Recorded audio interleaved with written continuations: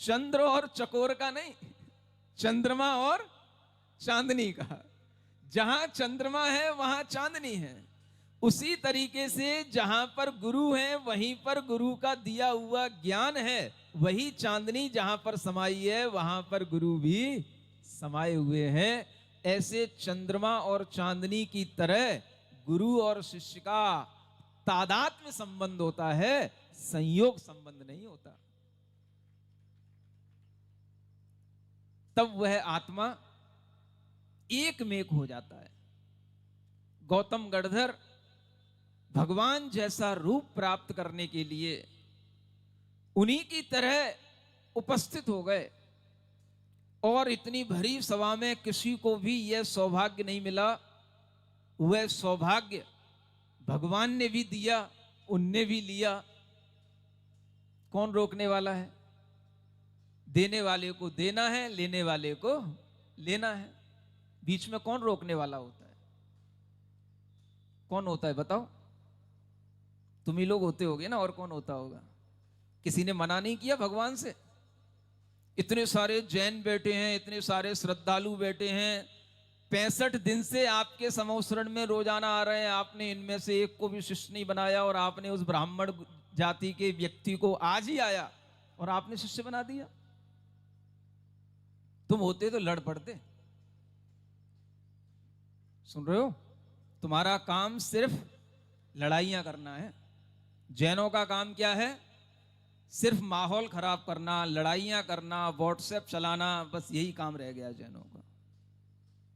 सुनते हो? जब आचार्य महाराज अपने गुरु महाराज के समक्ष पहुंचे,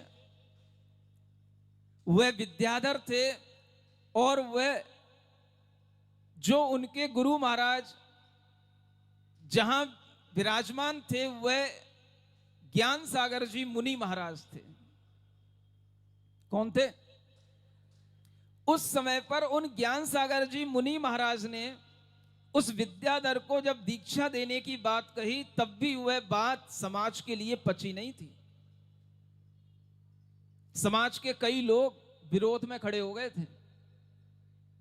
महाराज आप क्या कर रहे हो? अभी तो 1 साल ही नहीं हुआ इसको, नया जवान है ये, कन्नड़ भाषी है, अभी तो इसने आपकी भाषा समझी नहीं, आप इनको दीक्षा दे दोगे? और थोड़ा सा परख लो। जवान तो कभी दीक्षा ऐसे 20 वर्ष की उम्र में कभी कोई लेने वाले होते ही नहीं है, सब बुढ़ापे में दीक्षा लेते हैं। आप कहां इसको दीक्षा दे रहे हो? जिनकी बुद्धि बूढ़ी हो रही है उन्हें सब बूढ़ा ही बूढ़ा दिखता है। और उस समय पर भी रोका गया था, समाज के अनेक लोग विरोध में खड़े हो गए थे। तब मालूम है उन मुनि थे, वो आचार्य नहीं थे, वो ज्ञान सागर जी महाराज क्या थे? उन मुनि महाराज ज्ञान सागर जी महाराज ने कहा, अगर तुम लोग दीक्षा हमें यहां नहीं देने दोगे अजमेर में, तो मैं किसी भी एकांत स्थान पर जाकर के, किसी भी उपवन में, जंगल में जाकर के, शमशान में जाकर के भी इन्हें दीक्षा दूंगा, लेकिन दीक्षा तो मैं दूंगा। सुन रहे हो? उस समय व्हाट्सएप ज्यादा नहीं चलते थे, नहीं तो सब आकर के एकदम से विरोध करने खड़े हो जाते। आज व्हाट्सएप का जमाना है। दीक्षा किसको देना किसको नहीं देना यह निर्णय भी अब समाज के लोग करते हैं। सुन रहे हो? ये समाज के लोगों की औकात तो देखो। जिन्हें कुछ करना नहीं होता है वे भी कई कार्यों में विघ्न उपस्थित करने का काम करते हैं। जब उन मुनि ज्ञान सागर जी महाराज ने समाज के प्रतिष्ठित लोगों से कहा, और उस समय पर समाज के लोग तैयार नहीं हुए, बड़े बड़े लोग, भागचंद जी सोनी जैसे बड़े बड़े लोग तैयार नहीं हुए, लेकिन जब उनने देखा कि ये मुनि महाराज मान नहीं रहे हैं, तो अच्छा इसी बात में होगा कि इनकी हाँ में हाँ मिला लो, और जो काम हो रहा है उसे अच्छे से होने दो, उसी में शामिल हो जाओ। तब जाकर के वह दूसरे दिन वह समर्पित हुए, और तब उन्होंने अच्छे से उस मुनि दीक्षा में वह भागचंद जी सोनी वगैरह सब पूरे समाज को लेकर के शामिल हुए, और वह अच्छे से कार्य हुआ। तब जाकर के वह एक जीव, सुन रहे हो, अनेक आचार्य उस समय पर विद्यमान थे, लेकिन विद्याधर ने दीक्षा उन मुनि ज्ञान सागर जी महाराज से ली, और मुनि ज्ञान सागर जी महाराज ने जब विद्याधर को दीक्षा दी तो एक ही उस शिष्य ने पूरे जगत में निर्ग्रंथ दिगंबर रूप जो भगवान महावीर स्वामी ने चला आ रहा था, उस रूप को दुनिया को दिखा करके अनेक ऐसे निर्ग्रंथ शिष्यों को तैयार किया कि भगवान महावीर स्वामी की जो परंपरा बूढ़ी हो गई थी उसे जवान बनाने का अगर कोई काम किया है तो वह आचार्य विद्यासागर महाराज ने किया है। बाकी सब इन बूढ़े लोगों ने भगवान की परंपरा को बूढ़ा बना दिया था। जिनके अंदर तप करने की सामर्थ्य ना हो, जिनके अंदर ज्ञान प्राप्त करने की बुद्धि ना हो, जिनके अंदर अपनी शक्तियों को उद्घाटित करने की भी शक्ति ना हो, वह भगवान महावीर स्वामी की परंपरा को कैसे आगे बढ़ाएंगे। इसलिए भगवान महावीर स्वामी की वह परंपरा जो गौतम गढ़धर ने बढ़ाई और जो कई बार कभी लुप्त सी हो गई, फिर थोड़ी सी बढ़ गई, फिर लुप्त हो गई, फिर बढ़ गई, ऐसे बीच के 2500 वर्षों में इस तरह का क्रम चलते चलते आज अगर यह चरम पर हमें जो भगवान की परंपरा का ज्ञान दिखाई देता है, उसका सबसे बड़ा कारण आचार्य गुरुदेव का इस धरती पर अवतरण होना है। ऐसे गुरु को प्राप्त करके हम लोगों ने जो उनसे प्राप्त कर लिया, जो उनको पाकर के उनके चरण सानिध्य में रह करके जो उनसे ले लिया, वह इतना ले लिया, इतना ले लिया कि उसको अगर हम पचाते रहेंगे जिंदगी भर तो भी वह हमारे लिए कम नहीं होगा। वह इतना हमारे अंदर भरा हुआ है, बस हमें उसको पचाने की जरूरत है, उसको डाइजेस्ट करने की जरूरत है।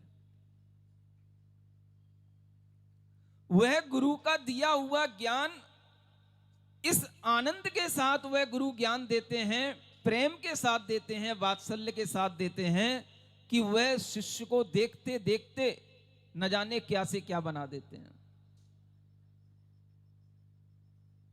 वह जिसको देखते हैं वही व्यक्ति अपने आप ज्ञानी बनता चला जाता था।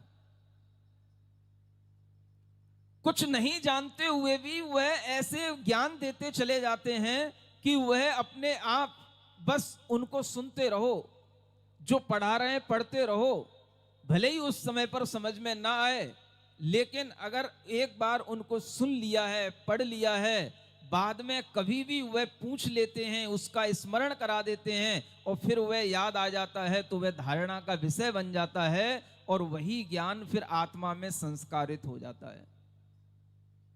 ऐसे ज्ञान को प्राप्त कराने वाले गुरुदेव का दर्शन जब पहली बार दिल्ली आया था तो उसके बाद में कुंडलपुर जाकर के मिला था। सुन रहे हो? कब मिला था? कुंडलपुर के महामहोत्सव में।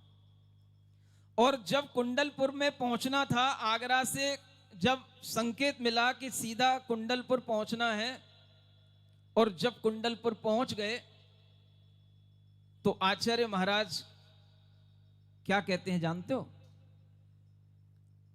हमने कहा, हम तो सोच रहे थे कि अभी थोड़ा सा आगरा से कहीं और हम थोड़ा सा बटेश्वर की तरफ जाएंगे, सौरीपुर की तरफ जाएंगे, तब हमें संकेत मिलेगा इधर आने का।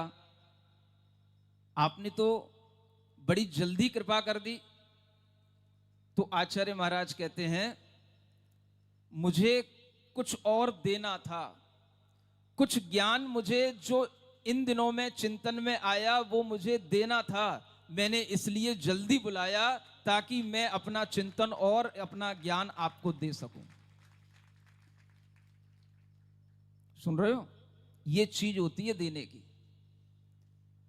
उन 10 वर्षों में जो भी गुरु ने नया चिंतन किया, उस अस्वस्थ दशा में जब वे बिल्कुल अस्वस्थ थे, उस महोत्सव के दिनों में वह शिष्यों को पिलाने के लिए इतने आतुर थे कि उन्होंने जल्दी से बुलाया, कहा जल्दी आओ। ये मुझे जो देना है वह जल्दी से ले लो। और उन्होंने देना शुरू किया। मतलब ज्ञान को देने के लिए उन्होंने आगरा से कुंडलपुर बुलाया। ये जब मैंने देखा तो मुझे लगा कि गुरु अस्वस्थ होते हुए भी 1 घंटा सुबह, 1 घंटा दोपहर में, 1.5 घंटे तक वह ज्ञान दिए जा रहे हैं और सब शिष्य उनके सामने बैठे हैं। जो आ गए वो जल्दी पा गए, जल्दी ले लिए, फिर बाद में जो बाद में आए उन्हें रिपीट नहीं हुआ, कुछ भी मिला नहीं। तब लगा कि गुरु के संकेत के अनुसार चलने से कितना बड़ा लाभ प्राप्त होता है। उन शिष्य समुदाय में जब वह बहुत बड़ा कुंडलपुर का महोत्सव हो रहा था, पंच कल्याणक का प्रथम दिन था और आचार्य महाराज सुबह सुबह वहां तक पहुंचने में असमर्थ थे, क्योंकि वह दोपहर में ही केवल थोड़ी देर के लिए वहां तक पहुंचने की कोशिश करते थे। पंच कल्याणक का प्रथम दिवस और सारी शिष्य मंडली उनके सामने बैठी है और उन शिष्य मंडली में से उन्होंने संकेत दिया इस आत्मा को। काय के लिए? पंच कल्याणक का पहला दिन प्रवचन करने के लिए सुबह सुबह तुमको जाना है। हम दोपहर में आ पाएंगे, स्वास्थ्य ठीक नहीं है। सुनते हो? गुरु उपकार कहो नहीं जाए। जो कहने में भी आ जाता है वो भी छोटा हो जाता है। वह उपकार तो अनुभव में गुरु के प्रेम से ध्यान में रहता है कि गुरु ने कब कब प्रेम दिया। लोग पूछते रहते हैं महाराज कुछ सुना दो। मुझे लगता है सुना देने से वो प्रेम कम हो जाता है, इसलिए मैं सुनाता नहीं हूं। नहीं समझ में आ रहा? मेरा ऐसा मानना है, मैं जिन घटनाओं को सुनाऊंगा उसको सुनाने से उस घटना का महत्व कम हो जाएगा। पता नहीं क्यों मेरी मानसिकता में रहता है कि मैं जब तक नहीं सुना रहा हूं तब तक मुझे लग रहा है कि वह घटना बहुत बड़ी है, और जो सुना देता हूं तो मुझे लगता है फिर वो घटना छोटी हो गई। सुन रहे हो? अब ये मेरी सोच सही है कि नहीं है, इसे भी मैं सोच करके बताऊंगा।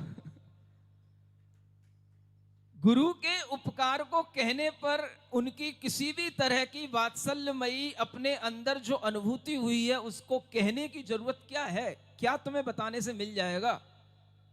और तुम कर भी क्या लोगे? तुम्हारे साथ होना भी क्या है? तुम्हारी कोई योग्यता है ही नहीं जो उस गुरु के उपकार को समझ सकें, और हम अगर उस चीज को बताएं तो उसका महत्व समझने वाली योग्यता भीड़ के लोगों में नहीं होती। वो कहीं एक व्यक्ति होता है जो इंद्रभूति जैसा होता है, और उसको भी बड़े पुण्य के साथ में जब गुरु के समक्ष आ जाना पड़ता है तो वो भी अपना भाग्य सराहता है, मेरा कल्याण हो गया इस इंद्र के कारण से, जो इंद्रभूति को इन भगवान जिनेंद्र देव के समक्ष लेकर के आ गया। ऐसे गुरु और शिष्य के बीच का एक बेजोड़ अद्भुत नाता होता है जिसे कहने की जरूरत नहीं होती है, सिर्फ महसूस करने की जरूरत होती है। आत्मा के प्रदेशों में जो ज्ञान बसा होगा उसे अनुभव करा जाएगा, महसूस करा जाएगा। आचार्य गुरुदेव ने जो अध्यात्म दिया हमको, मैं कहूंगा कि गुरुदेव ने जो अध्यात्म मुझे दिया, जो सिद्धांत मुझे दिया, वो अपने शिष्यों में किसी को नहीं दिया। ये गारंटी मैं ले रहा हूं,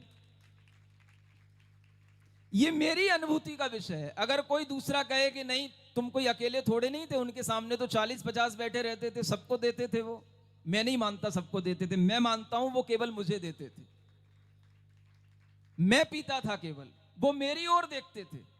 मुझको वो उन्होंने जो ज्ञान दिया, जो उन्होंने अध्यात्म पिलाया, हमेशा उन्होंने जिस सिद्धांत और अध्यात्म की चर्चा हमसे की वो किसी से नहीं की। ये संघ भी जानता है इस बात को। इसलिए मैं ये दावे से कह रहा हूं तो ये मेरा शिष्यत्व है उनके प्रति।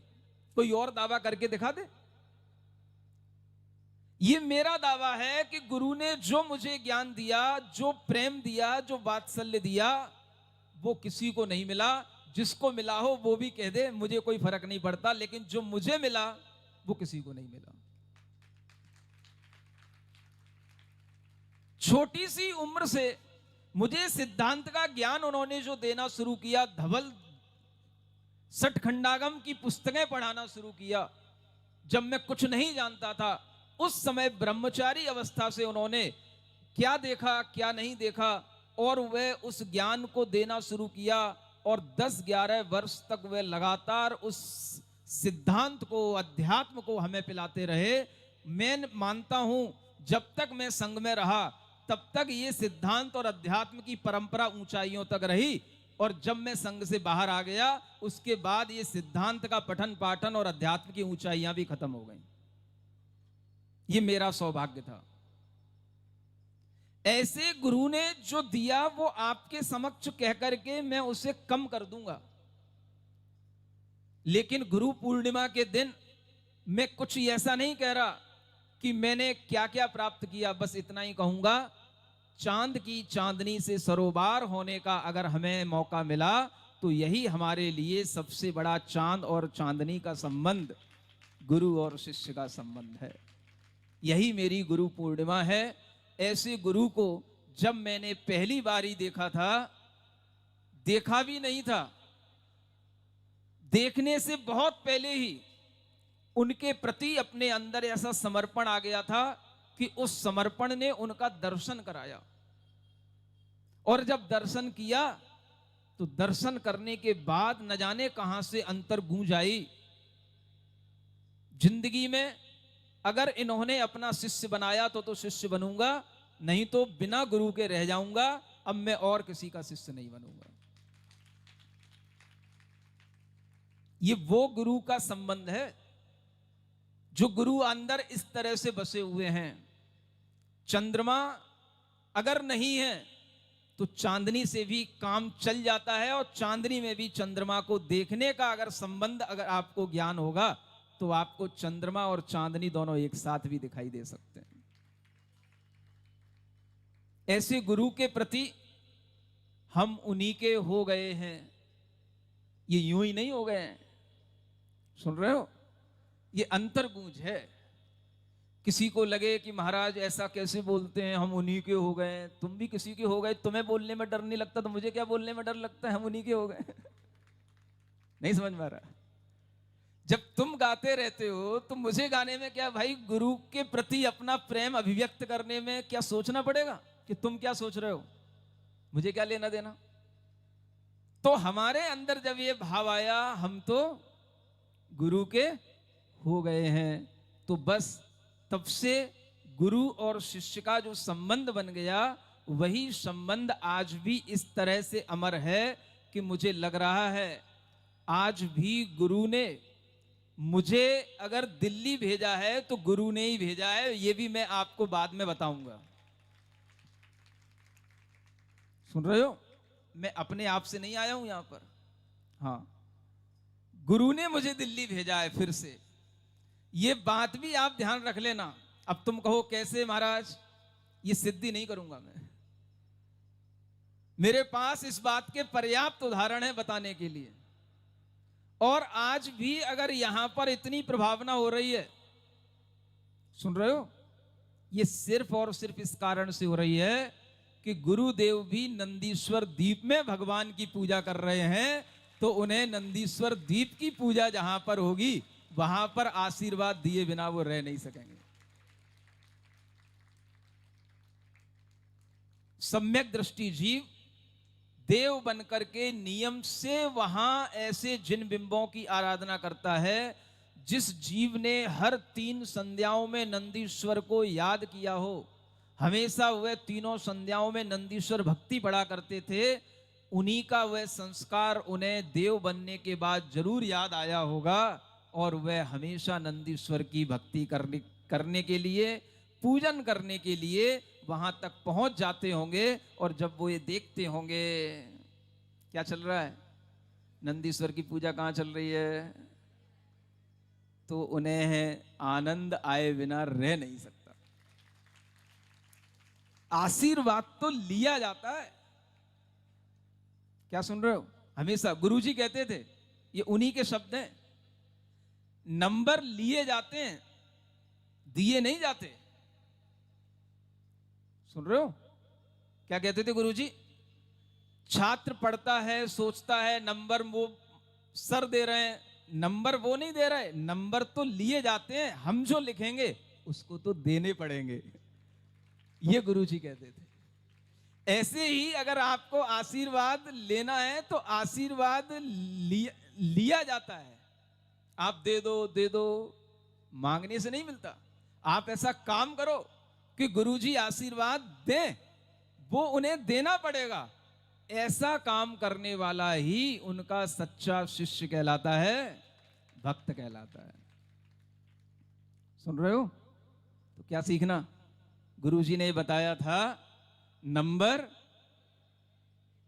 लिए जाते हैं, कोई देता नहीं है। ऐसे ही आशीर्वाद लिया जाता है, ज्ञान लिया जाता है, कोई देता नहीं है। और अगर तुम लेने की क्षमता रखते हो तो देने वाला नहीं भी देना चाहेगा तो भी देगा। ये सिखाते थे गुरुजी। क्या क्षमता रखो? नंबर लेने की क्षमता रखो। सुन रहे हो? ये उनके उदाहरण हैं। ऐसा कहकर के वो सिखाते थे हमेशा नंबर तुमको मिलेंगे।